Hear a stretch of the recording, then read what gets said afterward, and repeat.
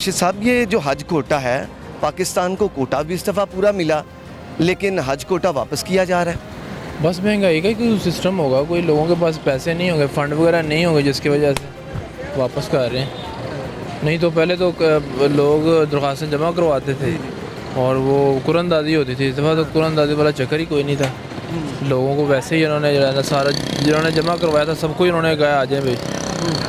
मेरा ख्याल सबकी हो गई अब तो। हाँ, सारे जा रहे हैं अल्हम्दुलिल्लाह। और इवन के ये जो हज कोटा है ये भी ज़ेरे गौर है कि जो प्राइवेट ऑपरेटर्स हैं उन्हें भी दे दिया जाए, भी दे दिया जाए। वो जो कोटा है वो मुकम्मल। बल्कि मुझे मैसेज आ रहा था अभी उनका, तो वो भी कह रहे हैं आए, अभी उनके पास बंदे पूरे नहीं हुए। हाँ, तो इसका सारा मकसद है ये महंगाई है, सारी महंगाई का इशू है जिसकी वजह से मेरा ख्याल है पूरे नहीं हो रहे। हाँ जी सर, ये ऐसा मामला है, ऐसा मुक़द्दस ये फरीज़ा है कि हर एक की ख्वाहिश होती है कि वो रब कायनात के मेहमान बनकर जाए, हजूर के रोज़े पर सलामी दे।